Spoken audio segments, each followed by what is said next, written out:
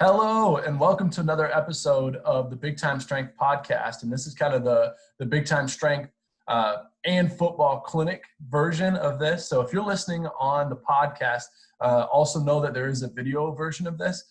Coach is going to take us through some of the stuff that he does within his program. And I'm super excited. We were talking before the show a little bit, and he said, I'm not always on social media very much. And it's true. Like, he's got a really sweet website. I look around on there, snoop around. I've interviewed him before. Coach is a great dude. And one of the things that really stands out to me, I had a question. It's probably about a month ago, maybe a couple months ago now.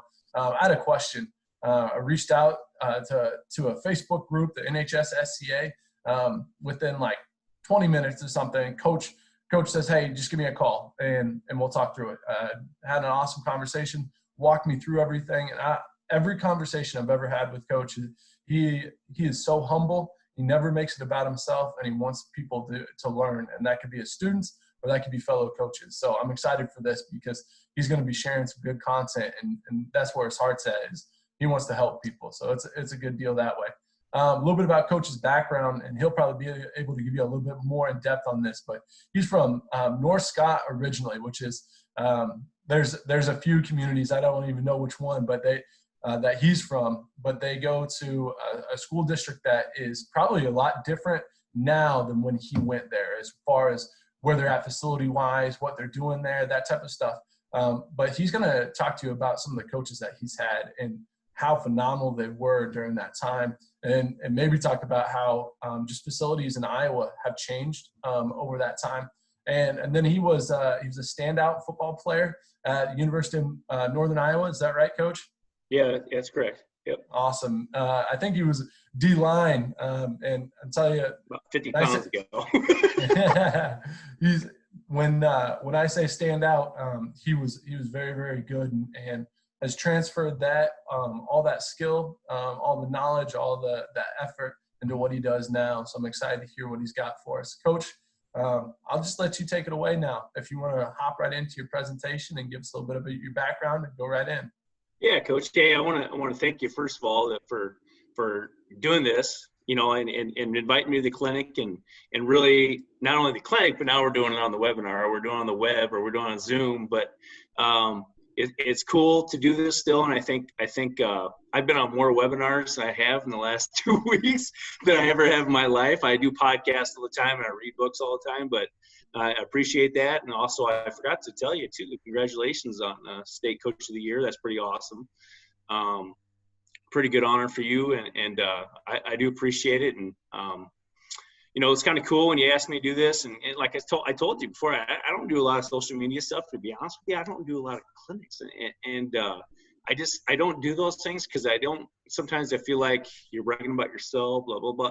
You're really not. You're talking about your kids, and this is a great opportunity today to talk about our kids in Pleasant Valley High School and where it was at, and the questions really that I get.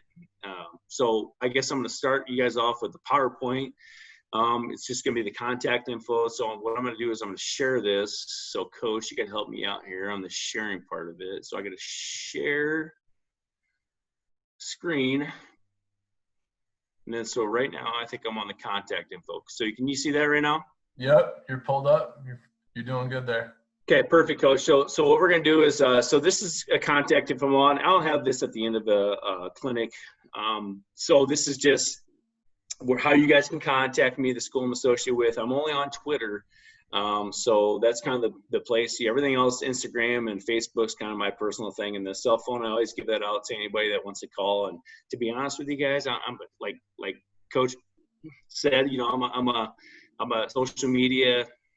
Now I'm a social media guy, but I'm not usually. But if I'd rather talk to you guys on the phone or meet you face to face, so that's kind of how it is. So that's my contact info. As we go down, Coach, what the heck am I doing here? If you arrow over, I think it should. Okay. There you go. So I love this quote. I really do. If I had seen further, it is by standing on the shoulder of giants. And this, to me, this is what makes you as a coach, but not only makes you as a coach, but makes you as a person. So these guys, if you guys can see that, Jim Kramer, North Dakota State.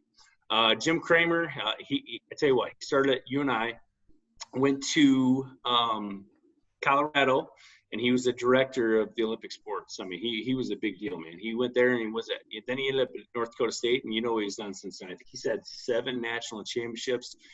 Of course, I played for Mark Farley, Bill Inasinge. He was at actually, he's been all over the place. He was at Indiana before Fresno State University. But, man, what a stud. He played at the University of Iowa. Randy Schrader, who we talked about, he to me is the ultimate motivator. I mean, he's the guy that can motivate you to run through a brick wall. I mean, it really is. And I think he's still coaching this day. Coach and I have talked about this, but man, what ultimate motivator. He's still coaching. He's in Missouri right now. He's looking back to move back to Iowa. But man, what a great coach. What an awesome mentor. Tim O'Neill. I think a lot of people probably know about Tim O'Neill in the state of Iowa. I think he's won 4 or 5 state track championships with Davenport Assumption. He's also the powerlift guy, in the state of Iowa. So I'm sure you guys all know about Tim O'Neill. Rusty Van Wessinger, head coach at Pleasant Valley High School, really kind of brought me into Pleasant Valley High School. I can't thank him enough for that. Tony Stewart, Dave Jenkins, those guys I constantly communicate with about ideas, about things that we can use. I just sat down with Tony at breakfast about 2 months ago. Eric Anthony, Tulsa University. He's with Yancey McKnight at Iowa State University. I coached and trained Eric Anthony at Pleasant Valley High School. Not only Pleasant Valley High School, but when I was Acceleration, which I'll talk about, he was that guy that I trained. And he can tell you this day he's just kind of an average athlete, but I trained him just like he was the best. Gary Schofield, he's not with Play, but man, you guys all know Gary Schofield. He does a tremendous job. He'll get back to you, no problem. Like Coach said, if you call him 20 minutes later, he's getting back to you. Chris Doyle, if you're in the state of Iowa, you better know Chris Doyle. He's the guy. He'll invite you to his place anytime, any day. And then to be honest with you, just the rest of the Pleasant Valley coaches administration, they've been great. And I'll kind of talk about that a little bit more as I get my presentation. My background, before all this, I was actually at Acceleration. Coach Schrader actually kind of got me a job at Quad Cities Acceleration before, actually, when I just got out of college. I kind of took the sports performance route. So, since 2005, I've really been in strength and conditioning right out of college. So I've actually been doing it a while. Not like those old goats, but I've been at the coordinator position at Pleasant Valley High School from 2009 to present. I'm kind of going from the top to the bottom here, but varsity defensive line, same thing. State advisory board. I kind of took a unique route. As I kind of talked about, I didn't get licensed in the state of Iowa through teaching. I actually went through a performance route, strength and conditioning route. So I actually had to get my grad in education to kind of get into education. That's kind of how it worked out. The coaches kind of talked about the background. I have to bore you guys a little bit on that. Going into our weight room. So in 2003, Pleasant Valley High School, they redid their facility, and their facility was really more like a YMCA. And not to bash that or anything, but that was kind of what was going on back then. So what they did is, and this was not our facility, I just took a picture of that, but what it was is they basically had machines, cardio machines, and then weight racks. Their weight racks were reflex, which were okay back then. And they just kind of had equipment just scattered all over the place. There was no rhyme or reason for the equipment. They just kind of had where it was at. And I, as a coach, and this coach, as you walk in, you're kind of like, this ain't right. I mean, we're here to train athletes. We're not here working out. This is the YMCA. This isn't Snap Fitness. And not to bash those things, they say, but athletes, they need to train. So we kind of switched some things around. And what we did is, you can see the facility as I play this. This is kind of our facility now. We actually have 9,000 square feet. We actually have 34 racks. We actually have 4 racks that won't be shown here, but we have dumbbell sets in the middle, as you can see in our existing area. Our new areas in the back here with the turf, and then we have basically 10 racks back here that we used. So it's a great facility. The best thing I like about it outside of that, if you guys saw that, it was the track. The track is huge for us because that's kind of the speed component that we've talked about. You know, with my background, it was speed, it was quad stage acceleration. So I learned underneath John for Pierre too. So done a lot of stuff with him, and it's kind of the old school of over speed training or velocity training. It was the treadmill stuff, right? So, but I didn't believe constantly in the treadmill stuff. I really didn't. So my thing with that is, you know, like, okay, treadmill training, how can we piece everything together? So great facility, you know, like Coach Schrader said a couple days ago, I'm nothing but blessed about what we have, and I'm itching to get back. I really am, but you know, we'll have to see how everything goes in this chaotic world that we're living in right now, which we'll get by and we'll survive. I get a lot of questions. So, Coach, what I said to you before this actually Zoom video or clinic that we're putting on is I wanted to answer questions that people ask me all the time. They call or they stop by, and the first question is, I get a lot from the young guns. High school strength conditioning job, question mark. You know, you see a lot of college coaches, you see a lot of professional coaches. They come back to the high school setting, and why is that? One, I don't think they, you know, we work a lot of hours, we really do, but I don't think they work as many hours. I really don't, but the time they have, it's constant. They're constantly with their athletes. You know, if we're working a high school job, we're probably hitting, you know, 6-7 hours of training versus a college setting. If you're just doing football, you know, you're probably not going to hit 6-7 hours in the day. You might have big groups, small groups, depending on what kind of, you know, division you're in, 1, 2, or 3, and the help you have.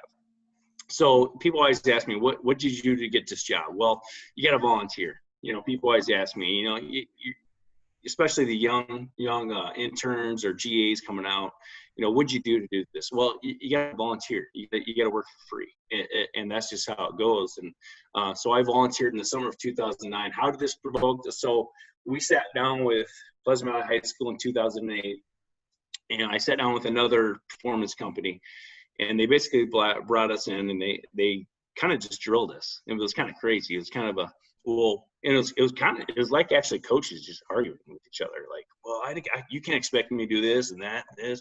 So we just kind of sat down. I kind of played like I play now. I just kind of sat back, like, okay, what do you guys want, you know? And so Coach Fan comes up to me afterwards and goes, hey, how would you like to be part of our coaching staff, football staff? Well, for the last 5 years, I was out of football, you know, and I should have been 4 years. So 2004, I graduated, been 5 years. So I just sat there and I just go, I don't know if I can coach. I don't know if our performance, you know, job will allow us to do that. And went back to the company I was working with at the time. They said, yeah, go ahead, go for it. So I ended up doing it. And that kind of opened up the strength and conditioning job that I had. So what I did is I trained sophomore varsity football team that year of 2009. Basically from 2009 to 2010, I trained and designed programs for all athletes. I trained 9th grade athletes after school. They had, at the time, they didn't have freshman weightlifting. So they really didn't have any kind of freshman or 9th grade or 0 years of experience. I call it basic weightlifting, or block 1 is what we hear a lot sometimes. But we really didn't have any of that. Basically until 2013, 14, 15, somewhere around there. So I did that, and then basically I did trained early bird, first period advanced, 2010 to 2012, and that was all sports. So it kind of caught on that, the thing with strength conditioning, I think sometimes as a football coach / strength conditioning coach, they think that you work more with the football team. Well, to be honest with you, in strength conditioning, football is kind of where it started. And so, yeah, you kind of train a lot with the football team. It's a bigger number. But all in all, that we trained all those athletes during 2010, 2012.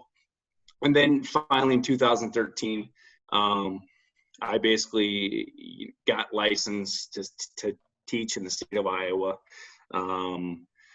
you know, I had Mike Zimmer, a great principal, Jim Spellag, our superintendent. They kind of held on to me, and they could have just let me go. Randy Teamer, AD, and then Dean Kramer, but they could have been like, you know what, we're done with this. But they kind of let me, you know, take that year.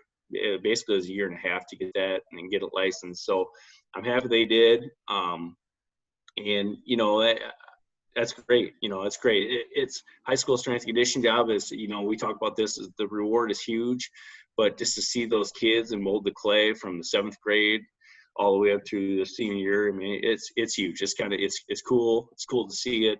And people always ask me, well, would you go to college, or what would you do? You know, I've trained them. I've trained college athletes. I've trained professional athletes. You know, the high school athletes, where it's at. It really is. That relationship building is truly where it's at, and I dig it, and I wouldn't change anything about it. So people ask me all the time about our schedule. So we are on we're just a traditional schedule, but we have like basically blocks or things that our principal or administration has helped us utilize training for, or basically our older athletes. So if you look at that, what they call this is, it's actually just early bird to me. They call it EEB. It's early bird. This is just early bird to me. It's 6:30 to 7:30. That's our advanced kids, and I'll get into this a little more detail.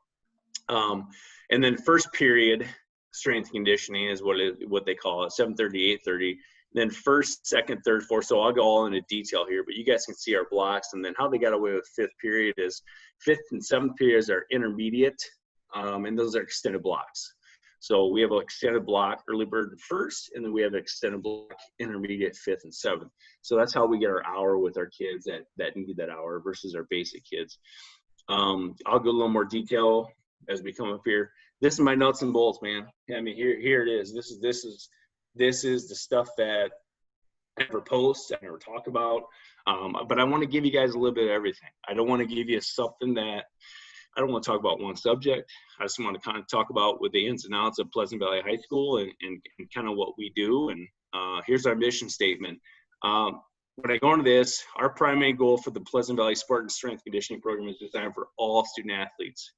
I put student athletes because, you know, people are like, oh, they're student athletes to maximize high school athletic potential and minimize injuries. You hear it all the time, right? I think Gary Schofield's got an awesome one out there. Prepare and play. I think, you know, I've been even thinking about changing my stuff like that. That's what we're doing. And that's just to simplify what I just put here. This is what it is. But not only that, the most important part is the Spartan Strength Conditioning Program will challenge all student athletes in aspects of leadership, work ethic, winning attitude, consistency, and the above average ability to follow instructions. You know as well as I do, high school kids following instructions. Oh my. It is crazy. I mean, it's you know, hey, did you look at your cognitive question? You know, did you look at the notes on your TeamBuildr app? So those things, those are huge for us. And hopefully as they get to be juniors and seniors, they figure these things out. Now, freshman, sophomore, I think, you know, maturity, immaturity, whatever it is, you know, they haven't figured those things out. So that's our mission statement. That's when you walk through our front door, that's the first thing that you see. It's not like Tony's at North Scott. He's got that big sign when he walks in. We don't have that. We have different signage that we have when we walk in. But this is kind of a big deal for us. This is kind of what we preach with our kids. Okay, so I kind of went reverse order on this. And why I did this is because when you wake up in the morning, you got to wake up and you're gonna want to wake up, right? It's just like our kids. Like, you got to want to get up at 6:30 in the morning, or you got to want to get up at 5 o'clock in the morning. Like, I want to get up at 5 o'clock in the morning. Like, I want to train kids. I want to train. I don't want to babysit. So here's why I'm not babysitting. Our kids that have 2+ years of experience, so they've gone through, even more than that, they've gone through basic, intermediate, and now this is their 3rd year or their 4th year. This is advanced strength conditioning. We do standards-based grading. I'll talk about that a little bit later. Our early bird kids, 6:30 to 7:30. First period, 7:30 to 8:30. In season, if you're in season, you're Monday, Wednesday, no matter what you're in season, and then off season, Tuesday, Thursday, Friday. We currently have 3 CSCS certified strength coaches. Not only CSCS, but we have USAW. We have man, these coaches have a lot of certs, man. They really do. USA track and field. And on top of that, we have a sport coach that's with us in the morning, whether it's a wrestler or a wrestling coach or a basketball coach. And then we have 1 to 3 interns at the time. I can tell you in the fall, we only had 1 intern. In the spring, we had 0. We had no interns. So we're kind of back at doing our own work and putting equipment out, and which isn't a big deal. It's super simple. It's simple things that we've done and we actually had to do when we first started. So that's kind of what our class looks like. People always ask me about our standards-based grading. Okay, and I don't, the curriculum, to be honest with you, I do a lot of our programming, and we have a lot of our sport coaches. They kind of take over on the curriculum part of it. I kind of put that off on them, not because I don't like grading, but it's something that they're good at, and I kind of rely on them to help me out on that. But they do a lot of the standards-based. We talked about this before. They got to have 2 years of Pleasant Valley strength and conditioning experience. So they got to have 2 years with us in the weight room. So we call that our basic and intermediate. I'll get that to a little bit later. How we break it down: cooperation 60%, goal setting and performance 15%, cognitive 15%. Okay, so and I can tell you a big change we're doing for next year, because our advanced class, those kids are rolling, coming in. We've had a lot of people come in our weight room and go, man, these kids train like college kids, and that's to them. That has nothing to do with us as coaching staff. We will take no right to that at all. Those kids really work their butt off. They really do. But what we're going to do next year is cooperation is 90%. You show up, okay, that's 90%. Goal setting, and not only showing up, but you got to do the work. You got to work hard. You got to do all your stuff. You got to do your best. And that's cooperation is everything. And then goal setting and performance, just those little things that we can kind of track on them, that we put through TeamBuildr. And then I just put 80% or higher discretion on strength coach. So what we put there is if you're not meeting the needs 80% or higher, we can actually regress you down to intermediate or basic. And that's not to make the kid feel like, oh, I'm not good enough to be in the next classes. It means you can't get out of bed. And if you can't get out of bed, then typically if you can't get out of bed, you're not going to get a good grade. There's no consistency. We talk about consistency all the time. And if you're not consistent, that's part of those things that you're just not going to get a good grade. Good grade, you're not going to get strong, you're not going to prepare, and you're not going to be ready to play. Same expectations I put on here, and then higher standard. I get the same expectations for every kid that comes in. I really do. But I have a higher standard for our advanced kids. Our advanced kids these guys got to roll. Yeah, these guys got to come in. They got to be ready to go. We got to be ready to go. And I tell our coaches this all the time. And I heard Jake Lewis, he had a great podcast the other day.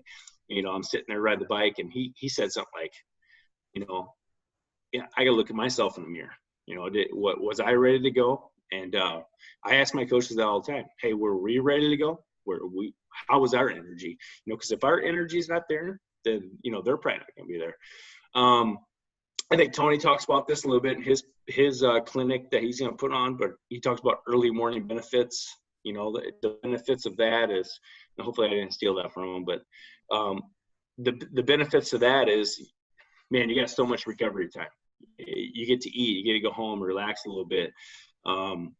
There's just so many benefits, and I won't steal anything from Tony, but he'll talk about that on his clinic. Being on time, being on time is such a huge deal for us. We don't do tardies with our class. We'll take it into our own hand. And we talk about discipline. Discipline is freedom. We've talked about this before. Gary Schofield talks about this. Discipline is freedom.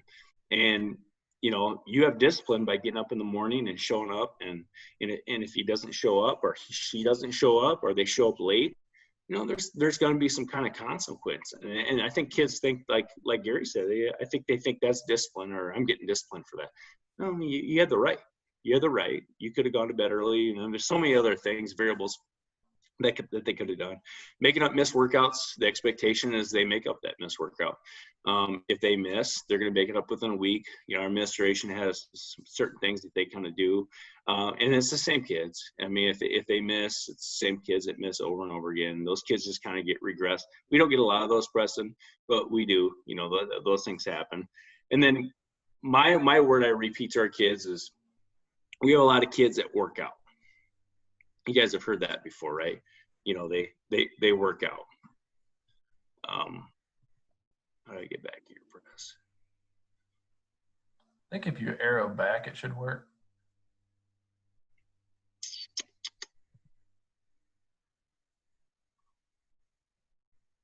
Ooh.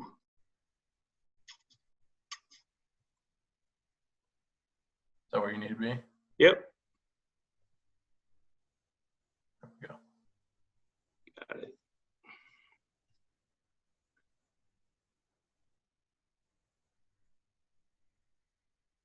Okay, so we have a lot of kids. Sorry about that. We have a lot of kids that, you know, they claim they work out. Not the word I want to constantly repeat or say to these kids is, we're training.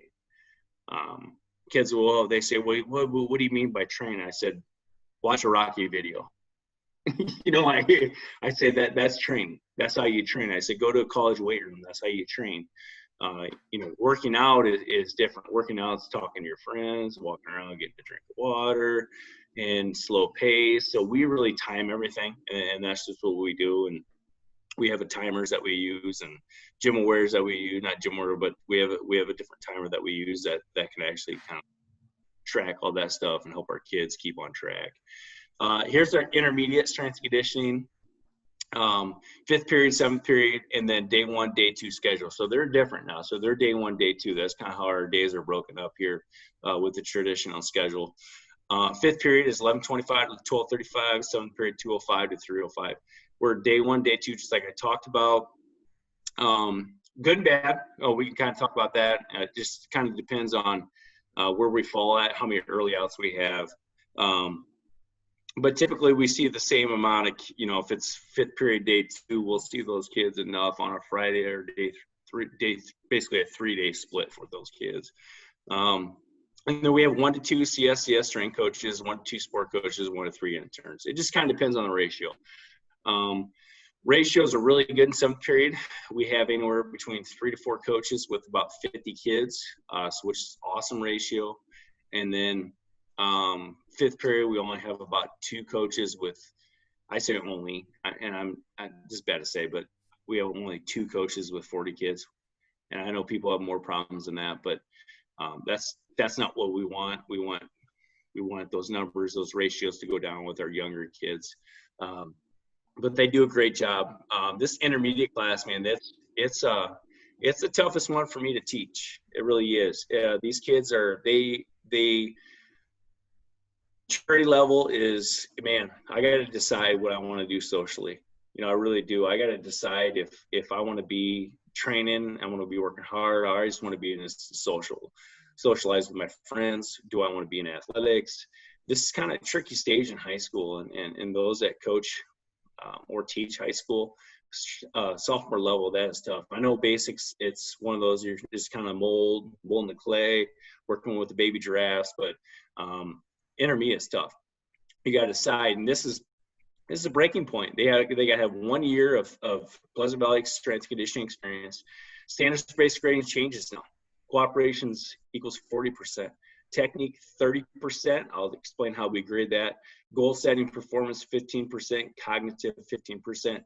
And this is the tough one. 80% or higher discretion of the strength coach. You have to have 80% or higher to go on to advanced weight training. And you cannot believe how many people will email me or get a hold of me or call me and be like, my son's they're not moving on to advanced strength training. And it's like, you know, we put everything in the standards base. You know, this is kind of how it is. We've had conversations. We have individual conversations with kids, but it is getting better because that is the expectations that we have. Same expectations, but intermediate standards. So what I mean by that is just knowing their maturity level. I still have the same expectations for these kids. I still have the same core values for the kids. I still have the same character traits I want out of these kids, but I got intermediate standards for them. So my patience level has to get better.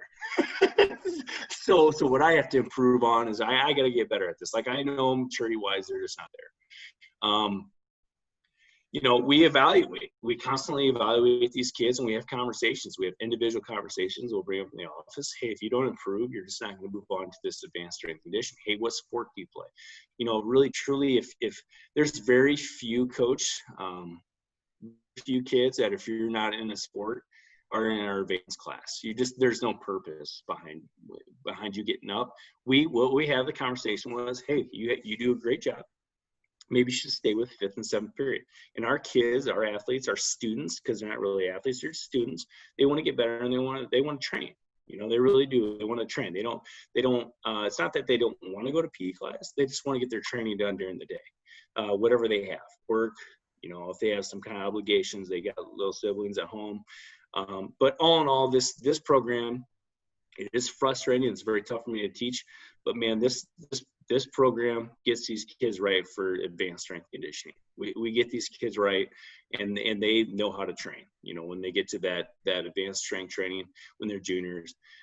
Technique, I talked about that. How we grade. People always ask me like, how you grade this? Well, we used to do squat, power clean, and we have the 8 things that we look at. So squat, we'd be 101. So I would sit there with you, coach, and you grab a bar, you do your warm-up sets, you do your 2 warm-up sets, and then you do your 12 reps. 12 reps is at 60% of your squat. I would sit there and I would watch you. I wouldn't say a word. Now we give them time, coach. We give them a lot of time to get these movement patterns right. We basically give them until October or November before we actually start doing stuff with them. We constantly cue them.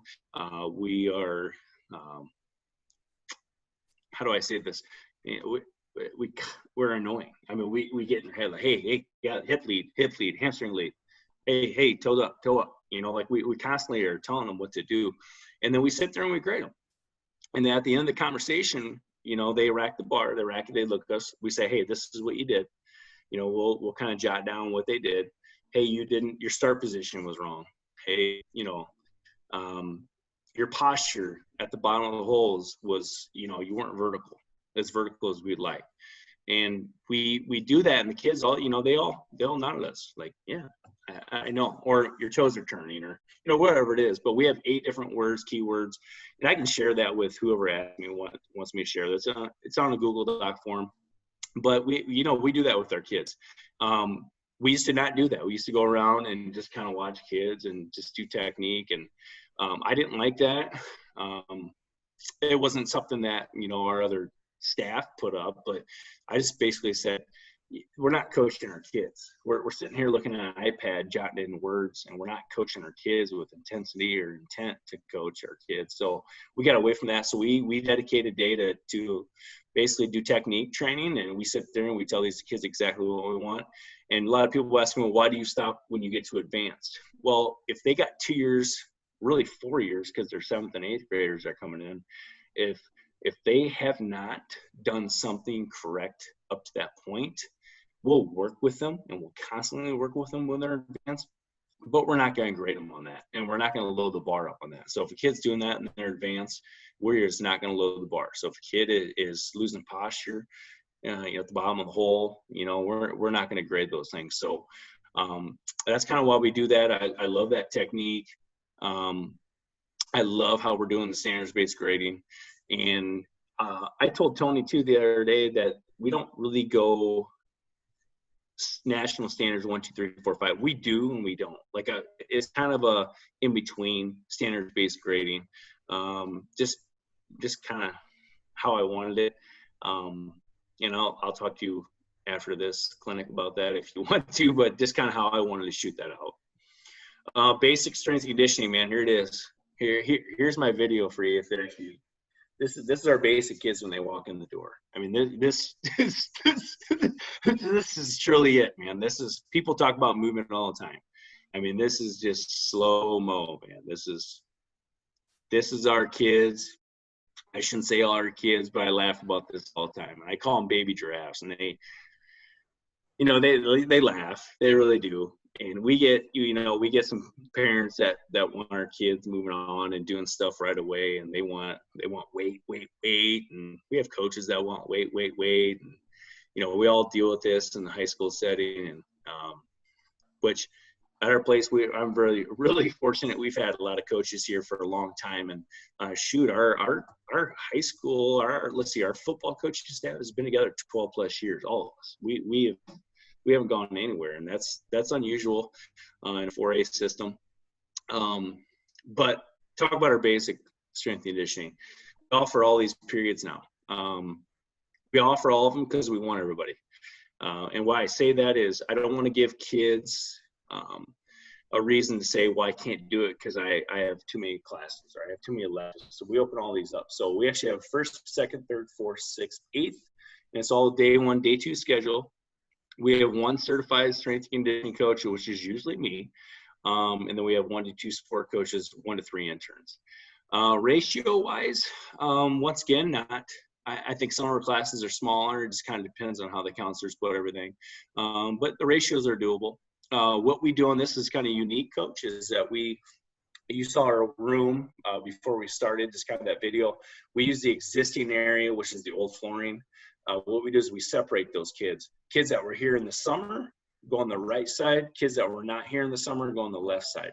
And as they advance and improve on their movements, we move those kids over to the right side. And it happens. It happens with movement, correct movements, and really just kind of the relentless effort and the willingness to be there and all that stuff. So that's kind of how we do it. And to be honest with you, what I usually do is I usually work with majority of the kids that have been there. I work with, and most of them are the athletes. The left side is kind of like the kids that are just kind of they just want to train and they just want to work out, which is fine, which is great. We have some kids on the left that just aren't good at their movements yet, or they're athletes, but they're just not getting there yet. And those are kids that probably stay in basic just because they're not ready for those things. And, with everything that's going right now, I mean, everything is just, we're trying to send at home workouts, but if they're not doing those things, I mean, there's no way those kids can move on. And that's just a different story for a different day. So that's kind of what our schedule looks like. Basic, once again, 0 years of Pleasant Valley experience. So there's no, my dad took me to the YMCA. My dad takes me to stat fitness. I got a personal trainer for 8 weeks. There's if you have 0 years of experience at Pleasant Valley High School, it is what it is. You just start here at basic weight training. Standard space training, the same rules apply, so I'm not going to kind of go over that again. Same expectations, basic standards. You saw the baby giraffe. We're working on movements. We're working on movement patterns. We're trying to get kids good in that movement pattern. Once again, we have coaches that evaluate and have conversations, and really not only 7th and 8th grade or that block 0 weightlifting that I'll talk about. We're just teaching them the basic movements, and really getting in their comfort zone, getting them out of their comfort zone in the weight room. But we want them to feel comfortable in the weight room. So in order to get them to feel comfortable, we got to get them in the room and get them in those uncomfortable situations or movements. So that's kind of how we do that with those kids. So that was kind of my advanced, basically basic through advanced, how we do 9th basically through 12th grade. Like I said, it doesn't matter if you're senior and you have 0 years of Pleasant Valley strength and conditioning, you're going into basic. Or if you transfer from Davenport West and, I call that coach and be like, hey, did you have a lot of work with this kid? Or no, he wasn't, he's 50%, you're going to the basic. Or if I know a kid transfers from North Scott and I call Tony up, or I call Coach Hayward from Bettendorf, hey, this kid can't transfer to our school. How's this kid doing? We'll have conversations and we'll put those kids in those right classes. So typically in the Quad Cities, I can call pretty much any coach, or really in Iowa, and just call them up. We had a kid come down from Coach Reinhardt. Yep. Where's he at, Dallas, Brian? Where's he at again? Waverly Shell Rock. Yeah, Waverly Shell Rock. So Reinhardt's at Waverly Shell Rock. So that kid came as a senior. We didn't let him take strength and conditioning in advance his first semester because he didn't show up till after football season. He showed up the second semester. He came down and had a conversation with him. He goes, hey, I was with Coach Reinhardt. I said, you're in. you know, like I just knew that he was doing the right thing. So we got him in that advanced program really quick. So those conversations, you know, it's just having a conversation with the kid. The counselors are really good. They'll call us, be like, hey, do you want this kid going here? You know, I kind of talk about that a little bit too before we get on our speed and agility. These kids, I actually take a list. So I got this from Kevin Vanderbush in Indiana, and he actually takes a list of kids and he highlights these kids and he takes them to the counselor and he goes, hey, these are the kids I want moving on, and these are the kids that can't move on. And so the counselors have the list, and it's bad to say that, but it's really not. It's what the kids earned. You know, if the kids earn that grade and they earn that right to move on to the class. I mean, I don't feel right if Coach Peterson's busting his butt in the weight room and he kills it every session, and then a kid that barely ever does the sets and reps, that he's going to move on in the same session. That to me is a character thing. And that to me is something that you can't move on. And is right or wrong, that's life. And it really is. And we try to teach that to our kids. And that's kind of what I preached, you know, earlier to you guys, is we're trying to preach that to our kids. That's a character lesson. And we do that, and our counselors are great with it. And, you know, do we take a lot of hit for it? Yeah, we do. But you know what, at the end of the day, you know, it is what it is, and they get what they earn. And that's kind of something I preach to our kids all the time. So that's kind of our basic through advanced. But a lot of people ask me about this too, Coach, is our speed and agility sessions. We had a good conversation a couple of days ago about speed. And we do speed, we incorporate speed, but sometimes you don't have a lot of time to incorporate speed into your program. So we offer it to our kids. Why do we offer it to our kids? Well, we offer it to them because I don't want our kids going anywhere else. I really don't. I want our kids to train with us. You know, we have facilities that opened up around us recently, and kids and clubs and stuff will go to those facilities, not because they want to, but more or less because they're already paying for it, and parents are going to make them go there. Parents feel like they have to pay for their kid to, you know, I'm going to pay $600 and they're going to be working with this coach that's weekend certified, and they're going to be with them. And not to get mad at these coaches, but you know, they're doing what I did as a sports performance coach, you know, but I did things a little differently than some of the coaches that are on here now. But what we offer in the past, I used to go Monday and Wednesday. I did 1 hour sessions, all grades. We had 2 certified strength conditioning coaches and then 1 sport coach or a trainer or sometimes an intern/mentor. And so what we did with those, we talk about this all the time. I feel like our kids, they overtrain. Our kids are constantly doing stuff. So I would have a kid that'd be like, hey, coach, I really want to do this. Be a soccer girl. She'd be like, I really want to do this, but I also have soccer on Monday night, Wednesday night, and then she's with me Tuesday, Thursday, Friday mornings, and then she'd travel on the weekends on Saturday, Sunday. So she never had a day of rest. So I kind of started thinking about these. And I'm sitting there going, man, we're just overloading our kids. Or like football, we'll bring our football kids in. Let's say it's an advanced kid. He'll go Tuesday, Thursday, Friday. He'll go a Friday 2-a-day.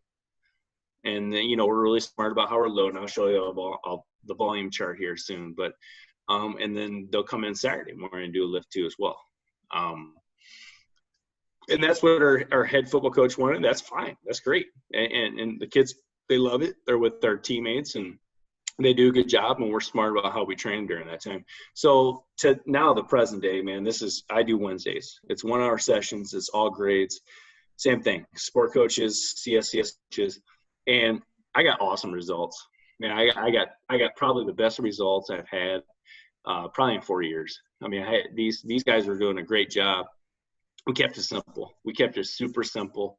And we kind of broke things down. I kind of share that with anybody who wants to kind of go through that too. But like I said, I love the speed and agility part. We talked before too, is, what do you focus on? ALPS. I told you that before. That's kind of what we focus on. And really, that's arms, legs, posture, and starts. My starts are I put them in weird positions because that's how athletes are going to be in positions. So very rarely are you going to run around a track. Do we have some track athletes that do that? Yeah, we have some track athletes that just run track. But you know what, though? I put them in those weird positions. I really do. I put those guys in those weird positions. It's general. It really is general. In the past, I used to put, hey, if you're a track athlete, you're in this group. If you're, and usually they're pretty good about with each other in different groups. But I used to have separate workouts. But those things are great for them. So the speed and agility class is great for us after school. Why do I do that? Like we already talked about this. I mean, all those things we put in here. My circuits are kind of broken down. We do our dynamic stretch, and then we basically have 3 stations. We have three coaches, 2 certified, 1 support coach. They'll just be, after their dynamic drills, they'll have their speed drills, agility drills, plow drills, and conditioning drills. And once again, I can share those with you guys, but that's kind of how we break it out. They're all progressions. And I can tell you, we progress based off everyone being there every Wednesday. If you're going to show up every Wednesday, this is how we progress. If a kid doesn't show up, usually, they're pretty good about communicating. But if they don't, we're still going to progress those kids.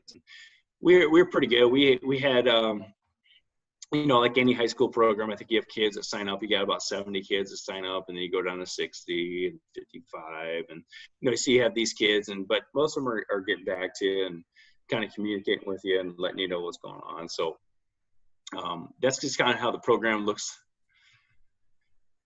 Okay, we get into summer a lot. And I got this from Ryan Johnson before I go to my schedule here. And we've changed schedules around a lot. And people ask me, well, why Monday through Thursday? And, I'll kind of get into this, but this is kind of our schedule. You kind of look at it, if you can see that.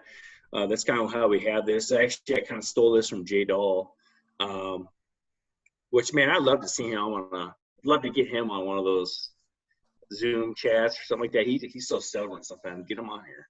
But he's great, man. I tell you what, he's phenomenal. He's another cat that he don't like social media, and he just kind of does his thing. But he works those Waukee kids really good, man. And I don't know if he's going to the new school or the old school or what he's going to do next year. I've heard he might go to the old or the new one, but I think his house is the new one. So yeah, that's what I heard. That's where his family would go. So I think he's going that way. Okay, also, so, I'm hoping he's on the next call. So I asked him to be anyway. So we'll see. Okay. So that's our schedule, and it's kind of how we break it down. And then that was just kind of last year's schedule.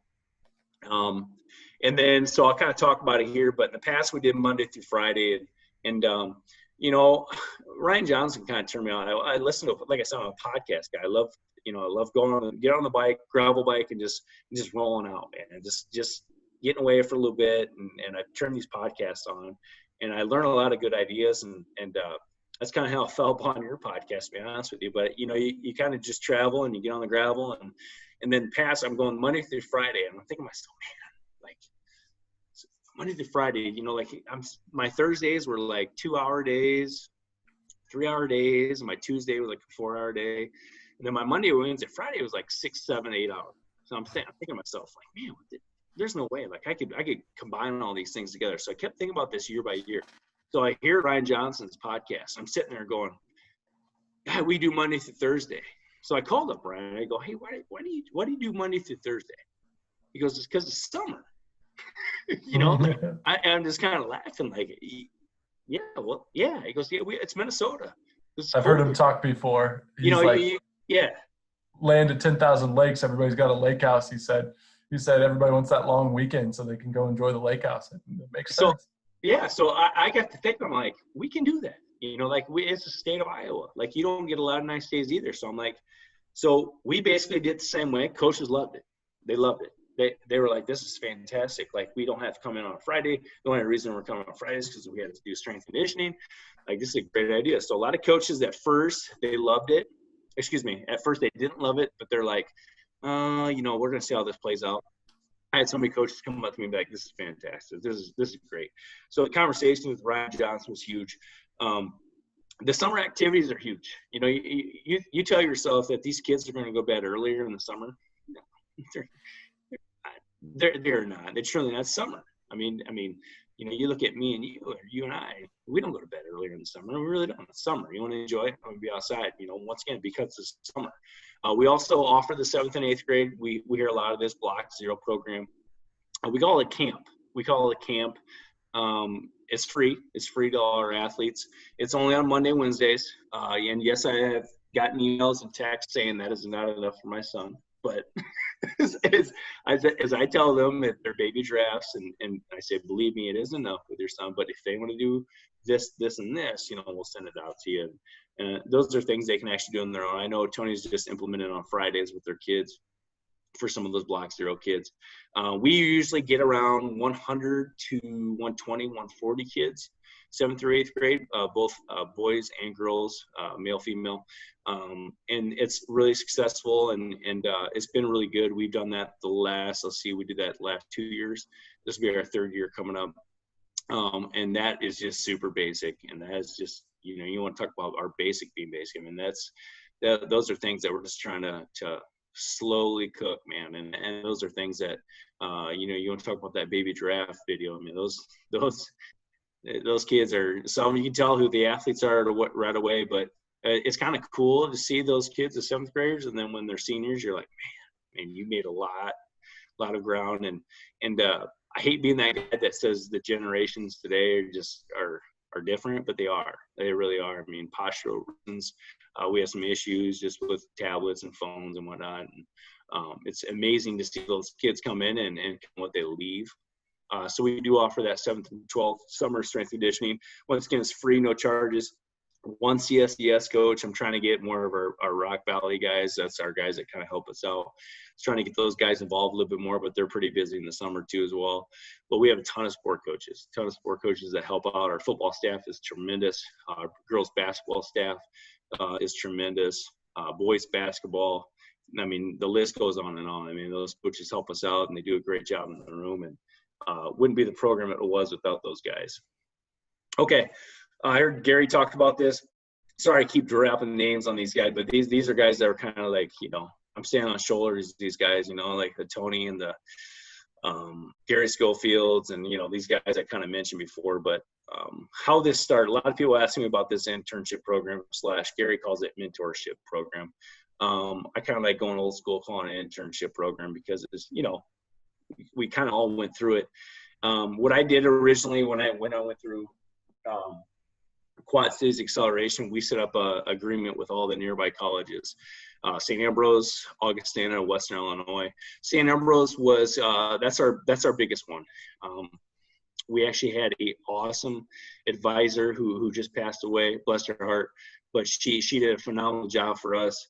And she used to get a lot of kids with us, whether it was males, females, and she knew who the right fit was for our program. She visited our sites all the time. And I kind of got Tony hooked on that as well with our internship program. And I can't believe I did that because he steals some of my interns, but which is all right. Augustana, we had a couple of interns from there. The only thing with Augustana is they're trimester, so they really don't really work with our program as well. And then Western Illinois is okay. It's good.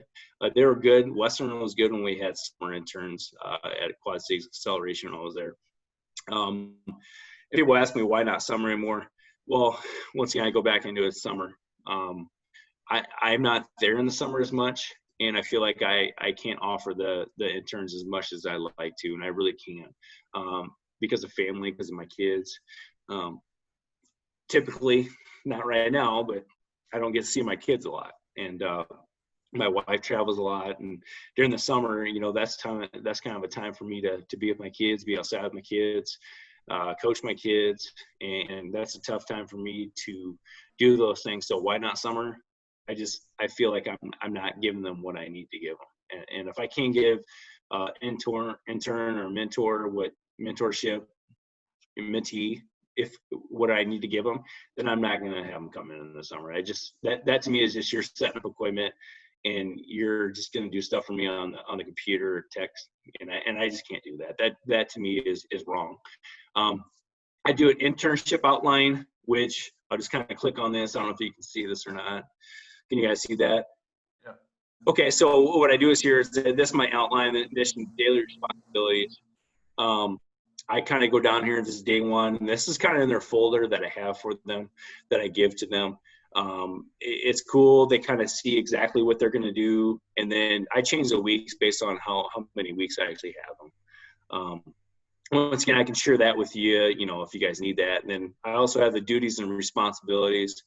And this is just simple again. And, this is no different than what you got or what I got or any other intern got. So this is just duties. This is just stuff I've stolen. Okay. So this is just stuff I take from people, and that's what good strength and conditioning coaches or strength and conditioning coaches do.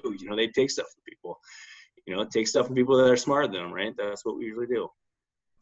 Okay. So requirements, we have in St. Ambrose, they have a requirement of 300 to 400 plus hours. I require 400. And 400 to me is not enough. It's really not. You did it, Coach. And, what do we do during that time? A lot of stuff. Right away when they come in, man, we interview those interns, and we kind of make it feel uncomfortable. Like, we ask them questions. Hey, there's 5 different questions we ask them. There's things that we want them to do. I always tell them, I want you to be what I'm not. Like, I'm type A. Like, I don't want you to be like me. I want you, what are you? And we kind of go into that. And I kind of give them an animal thing, like, hey, what animal are you? And they'll kind of tell me this, and it's kind of funny. Like, I just put them in weird conversations, and probably by the end of it, they're like, man, who is this? This guy's just kind of freaking me out. I do that, but I want them to feel like it's a comfortable background, yet, it's going to be uncomfortable sometimes, as being an intern. So we have them do proficiencies. We show them, hey, show me a clean, show me a power clean. What's this position called? What's this? And to be honest with the coach, a lot of our kids, man, they don't. 50% of them know. They don't really know. But our job as a coach that's our job. If we're bringing an intern, they shouldn't know some of those things. And depending on the background, where they're at. So with St. Ambrose, sometimes the kids are doing a great job, and they're in the class, and they're learning, and they know what's going on, or some are kind of going through the motions. So if a kid doesn't know certain things, that kind of tells me right away that, maybe this kid is for us. Or sometimes they go to a different facility. I would say Northcott they go to, is the other facility that sometimes they go to, or they go to a performance place. I expect all our interns to do early morning and late afternoons. All our interns will come in at 6 o'clock, and all our interns will set up everything. We will not help out our interns with anything. They will set up most of the stuff in there. We'll help them out with little things such as push bands that take time. And then I also expect them to be there late afternoon to break down. All our kids actually do break down. We have it on their TeamBuildr. Here's cleanup. It'll say rack cleanup, and it'll say J-hooks at 6. Blue clips, blue collars above the J-hooks. So they have it all set up by the time we leave. A certain amount of weights on the rack. Kids ask me all the time, why do you do that? And I go, well, it's respect for the equipment. I said, but you got to understand too, people, you're not the only person that comes in this weight room. People come in here every single day. People come in here to look at our weight room. People, they kind of, our janitors, we're trying to help our custodians out. We want to make sure everything's cleaned up. And being respectful to them. We work with their academic schedules. If the kid absolutely can't come in late afternoon, 2 to 2:50, maybe twice out of the week, we're going to help them out. I'm going to help them because that's academics. That comes first, and we're going to help them and be able to help them in their schedules. But I have sometimes I've had some interns go, I can't come in the morning tomorrow, or no, there's no class. St. Ambrose that starts at 6 in the morning or 6:30. So most of our interns are great. We had a great intern this fall. She was actually a former Pleasant Valley athlete. She did a phenomenal job. She it's one of those I wish we could have her back. We've had good ones and bad ones, and I'll talk about that a little bit later. But Pleasant Valley training, they will do the program. So we make our kids, our interns, boys, girls, males, females, whatever it is, they're going to do the program. And why do we do that? We do that because I want them to know, hey, this is a cue you can use. Hey, how did it feel when you were doing this?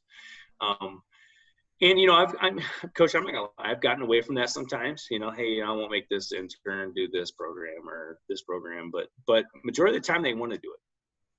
And if they don't want to do it, it probably means they're not really enjoying the internship or the mentorship.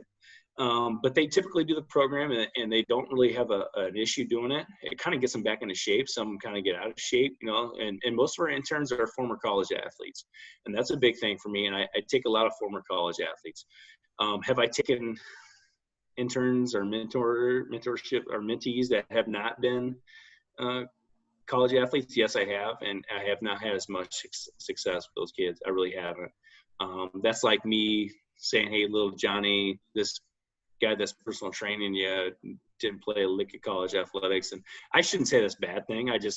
If you've been there, you've done that, and you know how training is. But if they got a great background and those kids are, it just depends on the, variables that we have.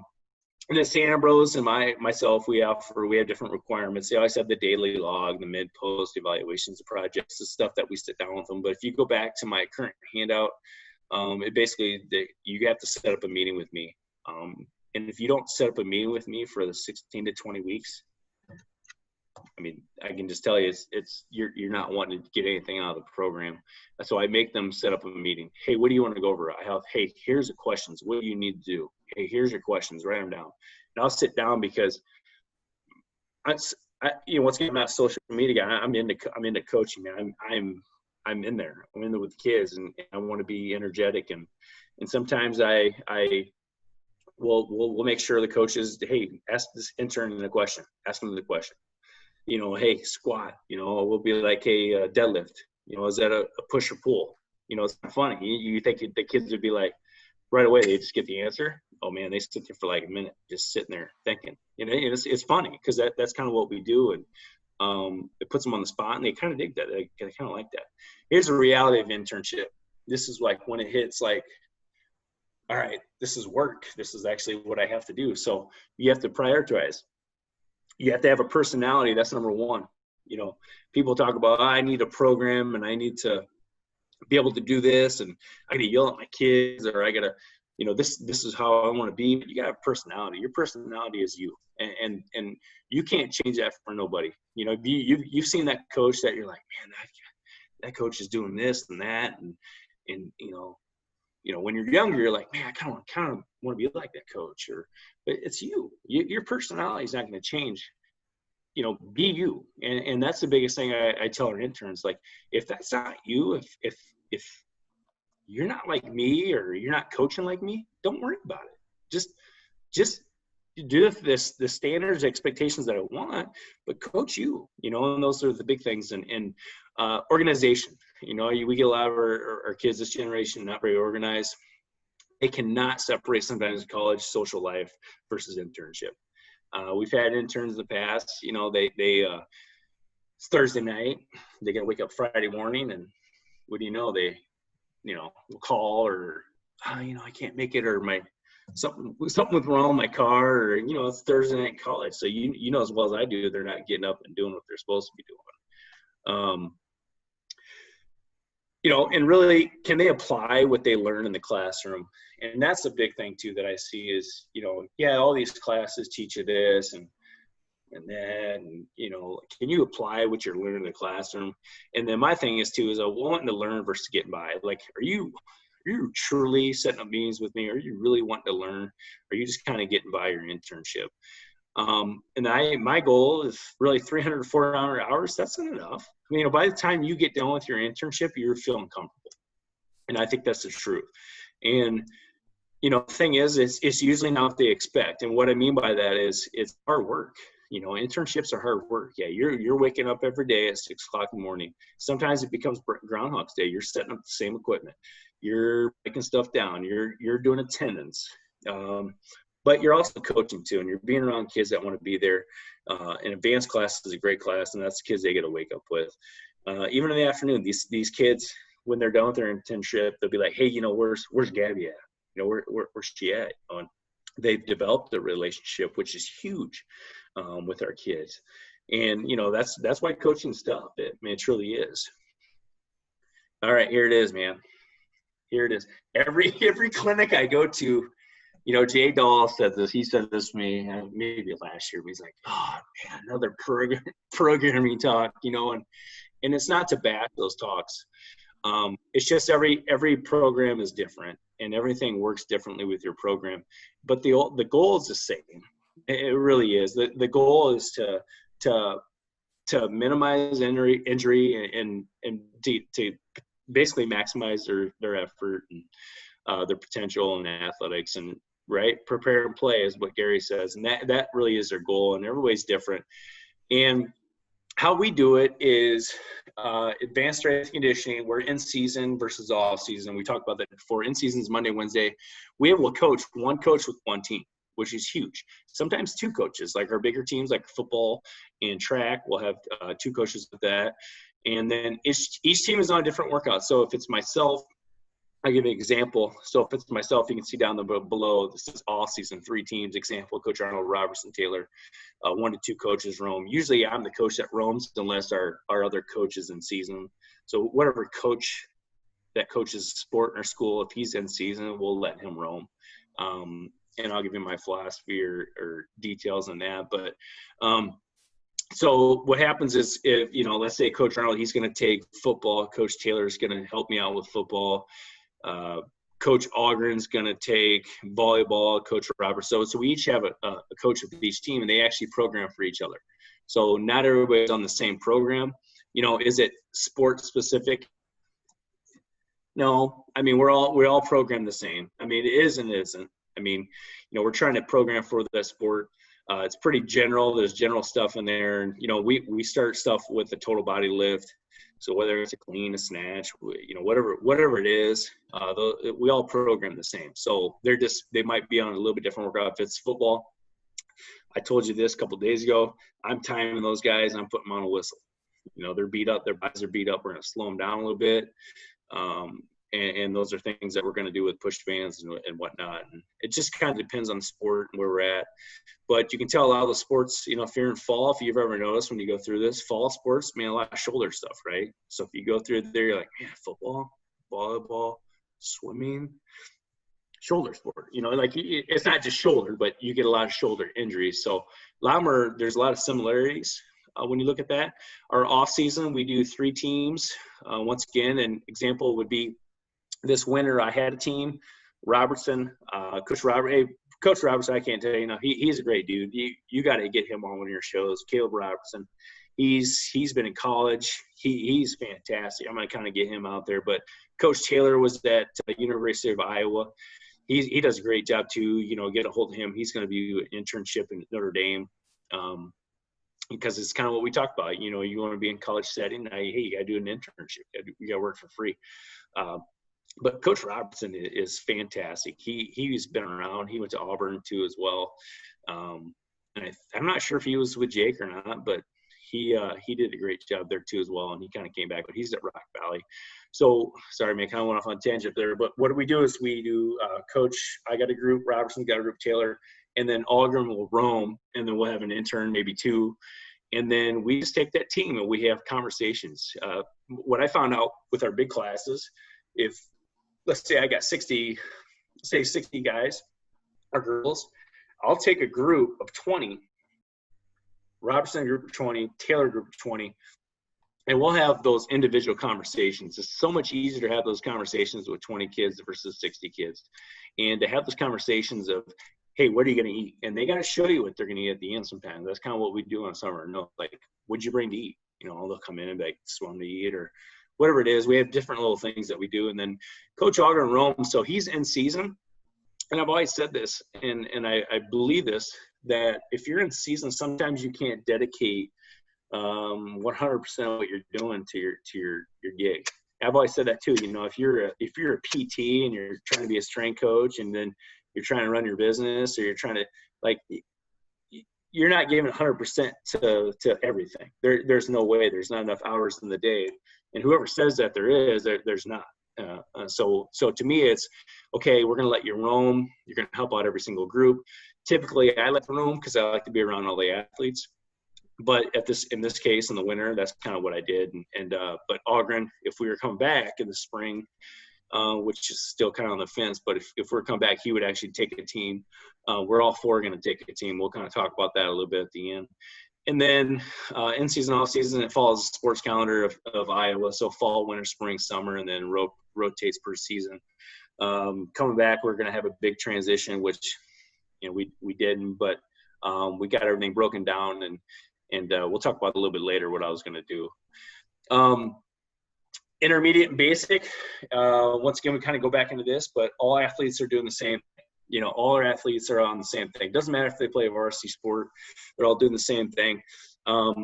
Really the progression starts when they begin block zero. So when they come in as a 7th grader, 8th grader, you know, they should have 3 years before they come in. It's really only 1 year, we kind of said, but, you know, we're going to squat, push, pull, hinge, sprint, jump, throw, and we're going to bracing, like, you know, even abdominal torso area, that's kind of what we're going to hit.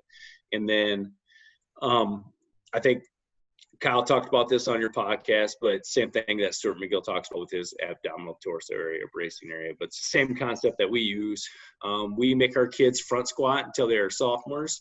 They actually will basically back squat when they kind of like in October is kind of, and I kind of base it off our group. If our group's doing a great job, like our basic class right now, they're killing it. I mean, our kids, I feel like I could put a bar on their back, you know, if we were still working out right now. Probably the last month of May, or really in May, I could probably put a bar on their back right now. But now that they missed all that opportunity, we're going to have to kind of just slow that down and go back ground zero again with them. And we hammer all movements with all the athletes. We teach clean from the big clean guys, so we teach clean from the top down. And then I'm a huge believer in complexes to help with the clean technique. Complexes to us has added all the movement prep that we need. People ask me all the time about, you know, how do I get better at this clean, or, you know, how do I perform the clean better? You know, complexes to me are huge, and I got that from Jim Kramer. Coach Robertson's been a big help with me on that one. He's a big Olympic guy. He actually did Olympic lifting competitively too as well. So he's been a big believer in that. He's kind of brought that back into our program. I didn't do that originally, Coach, just because I didn't have the help until I hired these guys about 5 years ago. So been happy with the complexes.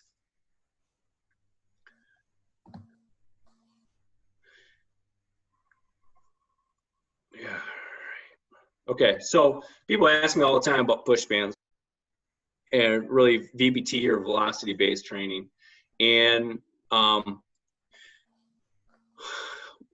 you know, this is a different segment. I'm going to kind of just be as I don't want to go in too detail with this stuff, but I do love velocity-based training. I feel like the number makes our kids compete, and there's an intent to purpose to move the bar as fast as possible. And, you know, I don't know if you can see this video or not, but this is Michael Musel. You know, the weight and the resistance he has on there, he's just exploding up as fast as he can. He sees that number every single time, you know, and you know, he's exploding, get up on his toes. There's intent there. There's a purpose behind what he's doing. And I love that. I love what he's doing. I love these guys competing. You can just tell they're just looking at each other's face right now. They're staring at each other. They're competing. There's intent to purpose to compete. And, you know, this is huge for me. And I love push bands. I love the velocity-based training part of it. And, you know, to be honest with you, we talk about a lot of it. We've talked about, you know, hey, you know, what do you like? Do you like the accelerometers? Do you like, you know, the linear transducers? Do you like, you know, I like the push band. We've had some issues with them. But overall, they're affordable. They've been good for us.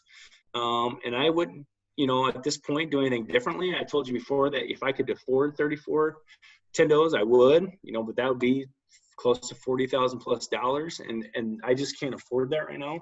The only thing I don't like push bands is the screen is separate. And that offers just kind of a different chaos and things that high school kids don't have patience for. And so I'll kind of go into detail on this next slide here, but a lot of people ask me about our Advanced Fridays. And here's our Advanced Fridays. And I like our Fridays. It's great. Sometimes we just do normal workouts. So if it's Coach Robertson, myself, and Coach Taylor, or Coach Ogren, we'll have our groups. And sometimes we just do our day 3 workout. Okay, but sometimes our kids, if they come in Tuesday, Thursday, that Friday rest period isn't very good. You know, depending on what, we can tell when our kids are doing a lot of tests and stuff like that, academics, AP stuff, all this stuff that kind of adds up. We also track that with TeamBuildr. That's kind of a separate conversation. But here's kind of what I've done in the past. And depending on how many days we have, let's say, give you an example, a Friday circuit for us. We might do an MVP complex, which is our movement prep complex. which I'll show you here in video. We might do a prowler, loaded prowler. Weight's going to depend on kind of the phase we're in, or we'll do VBT with a squat, press, clean variation, snatch variation, whatever it is. And then also do our warm-ups differently. So we'll kind of break out of our traditional warm-ups, and once again, I can share that with you guys, but it's all activation stuff that we do with them, as much as we can. I feel like we do a really good job with our warm-up with, the amount of kids. We have 80-some kids in Earlyburg, sometimes 60, 70, whatever it is, but we're able to get our warm-up done about 10 to 12 minutes with our kids, and that's hit 4 different stations. So what we'll do with our competitive drill before circuit, man, it's just our track is huge for us. We'll do relays, we'll do wall sit relays, we have a ton of different ideas and stuff that we kind of bounce off of each other. But MVP complex, I'll show you guys that as we go into prowler. We do Friday competitions. We'll get groups of 3 or 4, and they'll get into a rack and they track reps, and it's kind of cool. And it's a big math game for the strength coaches. So sometimes the strength coaches, they'll do this sparingly, but we'll go in and kids will track each other's reps. It might be something simple as a step up on a blue box. Hey, we're doing a step up, and that kid's got to count every single contact on a blue box. And you know what? Sometimes a kid missed, but they start getting competitive. They start getting, kind of shouting at each other, yelling at each other, calling each other cheaters.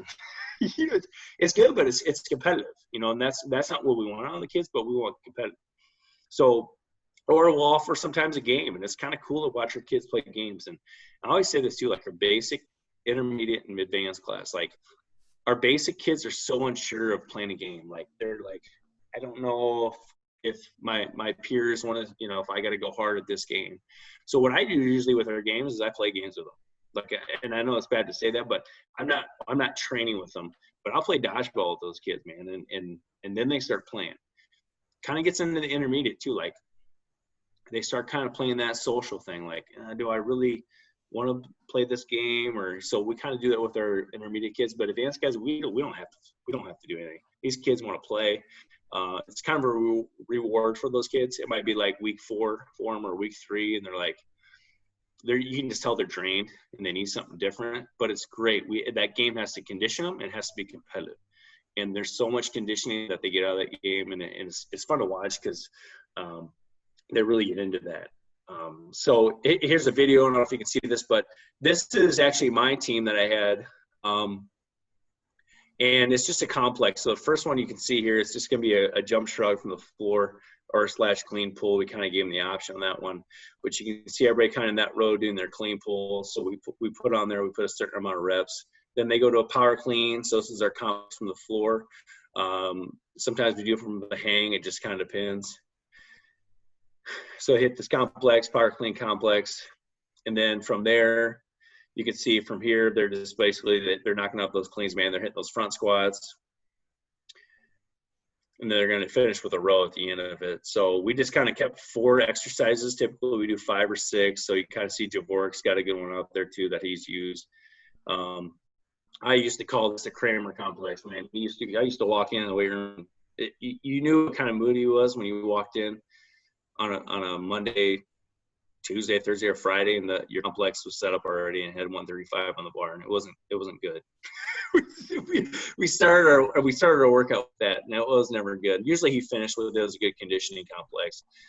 So this right now is what you're seeing here. This is a light complex for our kids, but it's a conditioning complex for our kids. They're on a timer. You can't see the timer. I didn't show the timer, but we have 2 different timers that we have in the weight room, and just like any timer, we have AirPlay, and it speaks over top of AirPlay, and it'll tell you 3, 2, 1, and boom, give you. So what we did here is we did a 2-minute and 30 countdown, and they had to both get their partner and themselves had to get in basically the 4 different exercises or movements during that complex. Let's see if I get past it. All right, and this is just it's kind of a lighter prowler push, but nothing special. This is a prowler push, right? I mean, we've all seen prowler push, but it's a lighter prowler push. That's kind of our turf that we have. And there's a timer you can kind of see in the background, but these guys are basically going high bar, low bar. They're just pushing. They're just got basically relay groups, and it's kind of a way to kind of get a little bit more conditioning out of them. So what you saw there was our push band, our velocity-based training. You had our prowlers, and then you had our complex too as well. And then, so programming, I kind of put the, like what we have used in our program. We've used everything. We have APRE, linear model, nonlinear, undulated, 1x20 tempo, French contrast, RPE, VBT, velocity-based training, tracking.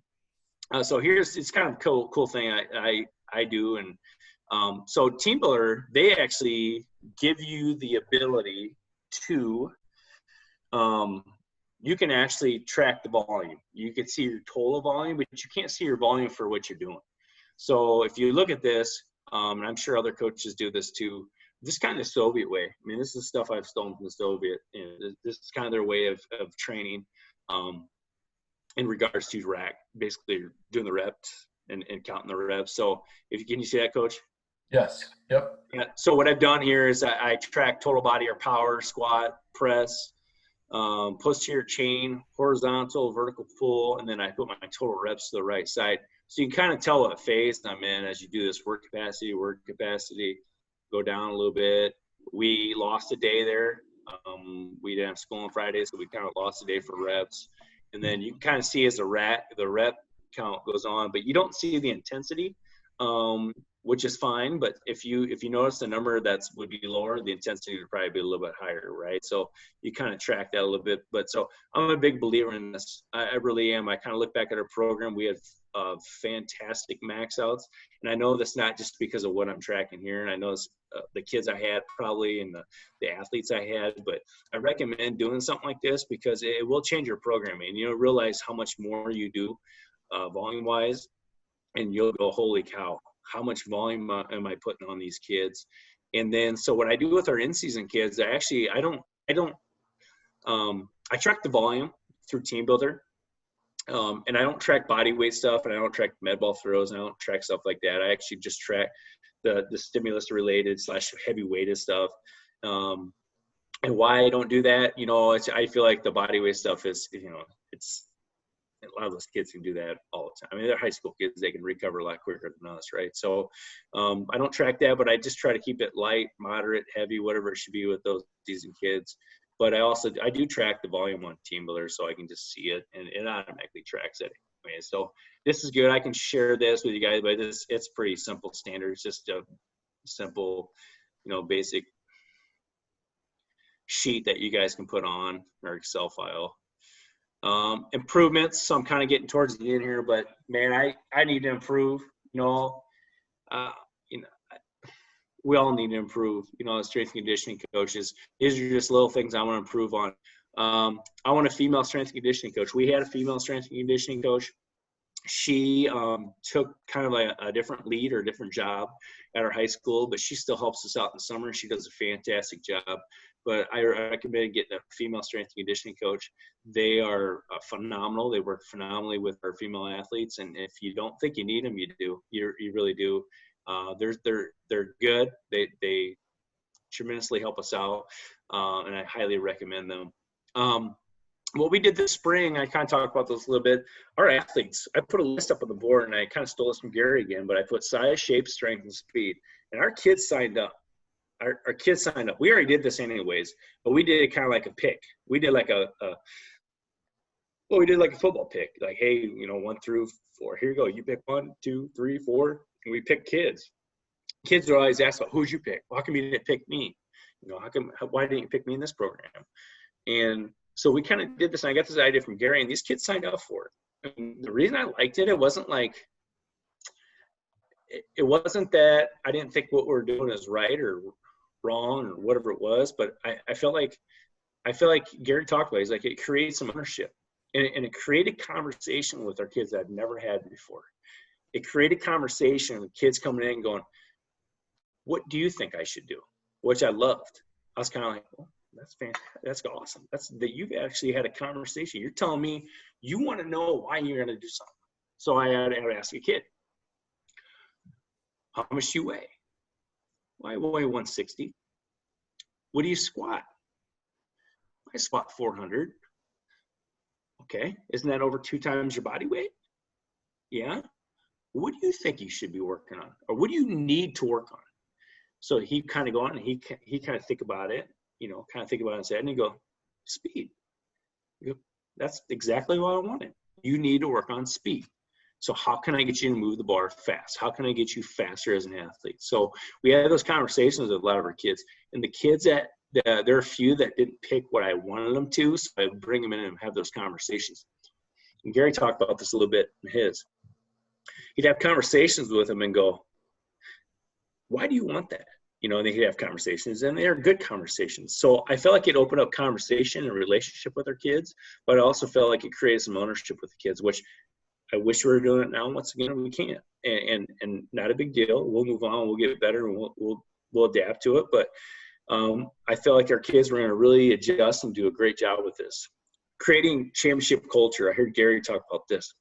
He talked about his eight things that he creates. I want to get better at that. I feel like I've had conversations with numerous coaches being like, man, this kid is going to this place or this YMCA, or they're not believing in what we're doing, or they're doing this. I've showed them their volume change, but they're doing this. So I want to create belief, excellence, wisdom, discipline, perseverance, work ethic. I want them to know servant leader, and I want them to be passionate about what they're doing. And, probably not using those same words. I don't know, but I want to dive in that a little bit deeper. And what I want to create with our kids, and which I've kind of already created a couple of years ago, I had a kid come in, actually it was last year, and he would say, hey, it was awesome. It was before, hey, I'm going to go the YMCA afterwards. And it's like, okay, well, you're going to bench press, so he's going to bench press. So he's going to add 60 reps to my press. So if you saw that, my pull is it's double or triple that, right? Well, then I would show him that chart, and he'd go, man. So I said, if you're going to do that, fine, but do this. So we had those conversations again. So I don't think it's about, I think our kids believe in what we're doing, Coach, and I think you're doing a hell of a job too. But I also think that the kids are going to work out on their own. They're high school kids, and what they want to do, high school boys, they want to get huge, and I don't think they understand the puberty and all those things that will happen eventually, and as they get a little bit older. But I think having conversations with them is, hey, if you're going to do this, do this. And I think these times right now we're going through are the best times for these conversations. I've had kids call me, and I had people text, here's a movement thing that you need to work on. Here's my workout on TeamBuildr. Hey, I'm going to Zoom next week with these kids. We have different groups. I think these conversations are great for our kids because they'll actually know and learn a little bit more about strength training. We don't ever have time to actually teach and talk about. So at a bad time, it actually can turn into a good time with our kids and talk about programming. Core values. Are we going to change our mission statement? I don't think we're going to change it. I think, we talked about with Gary, he likes the words. The words change everything. And I sat down with my wife. She sent out a report, Gary's outside sales, and she had me read something, and I just had her change a few things for words. And it made a huge deal, and I think sometimes our mission statement is just kind of blah. It's just bland. We all want the same thing, but Gary talked about this: prepare, protect, move well, move strong, thrive. Goal is to play better and play more. And that is a simple goal. And I've put Gary's little thing on there, Gary Schofield, episode 82, BigTime Strength, kind of giving you a big shout out there too, man. But, I learned a lot of stuff from coaches on that podcast, and that's huge for me. But improvements just don't stop there. They're going to keep going. And if you're not proven as a coach and you think you know everything, I'm only 38, and I got a lot to learn. I really do. And sometimes I look at my old stuff, my programming when I was in my 20s or even 36, 35. I'm like, man, what was I doing? So the improvements constantly have to change and get better. And then I just kind of left this. This is kind of the end of it. But, if we're in the clinic, I just wanted to know if anybody had any questions, or Coach, you can hit me up with some questions if you want some. And then I kind of left it here. If people want to contact me, and I know Coach will kind of go into detail here, but my email is arnoldryan@pledsval.org, and then Twitter @pbstrength. I apologize. Once again, I'm on social media. I've been on social media more now, or been on my phone more now in the last 2 weeks than I've ever been in my life. So contacting me now is probably the best time. But once I'm kind of coaching again and training, I promise I'll get back to you, whether it's email or Twitter. And I like phone conversations. My cell phone, 563-209-3406. I don't have a problem giving that out. And I'm willing to talk to anybody, text, whatever it is, and at any time. So, Coach, I appreciate you having me on. If you have any questions, let me know. Coach, as I was looking through this stuff, there's just maybe a couple questions that I have that, for me, I really want to get rolling with an intern program.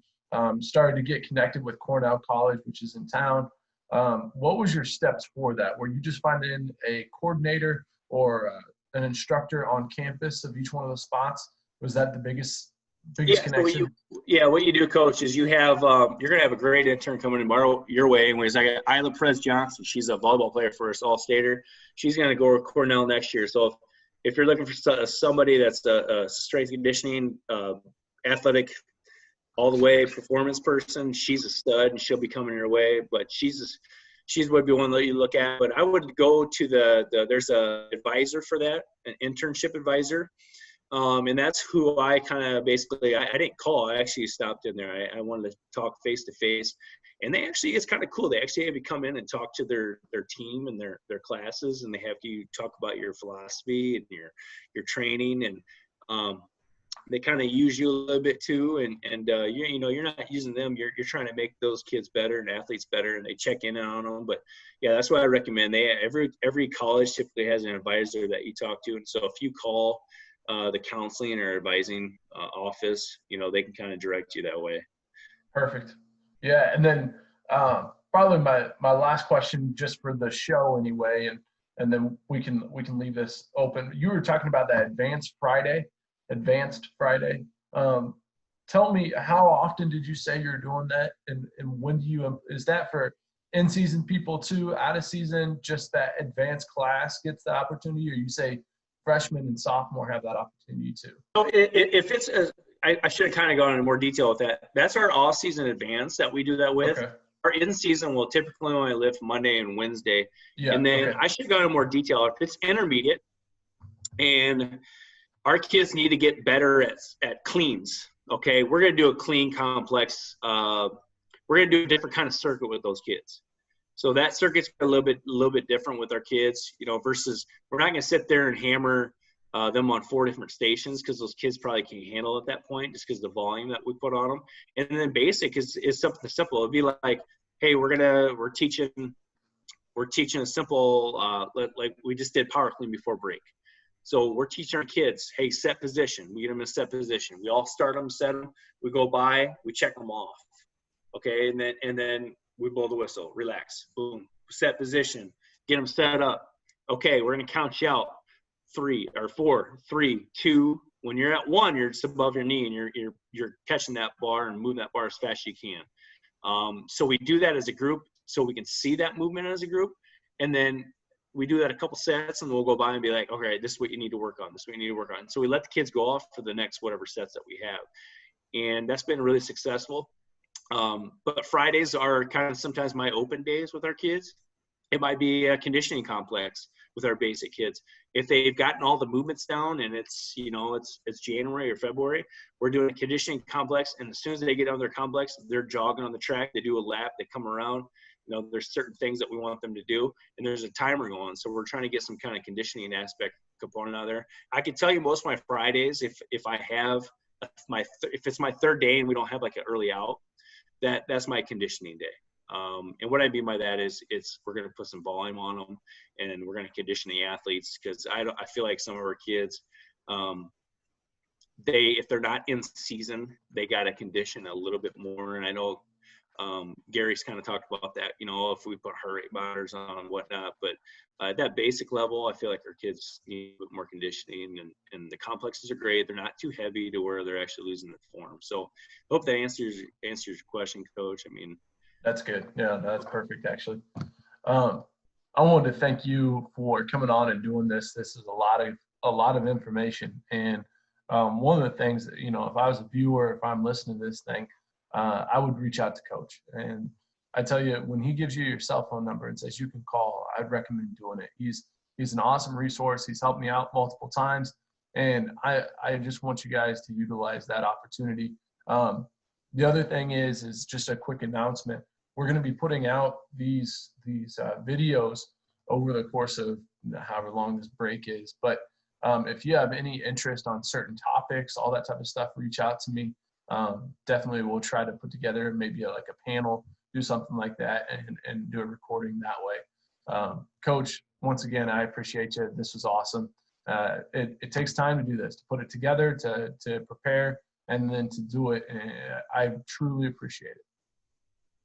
No, Coach, I appreciate what you do. And I think, once again, congratulations on the be elected as a state strength coach of the year. And it's a huge opportunity. And, you know, you do so much for the state of Iowa. The podcast is huge, the group you created, and many more things. So as a young strength coach like yourself, you know, that's huge. And I know you've gone through the grind, and, you know, you continue to get better. And, you know, I learn from you every day, and I learn from every other strength coach. So I appreciate the opportunity, but look forward to hearing from people if they got questions.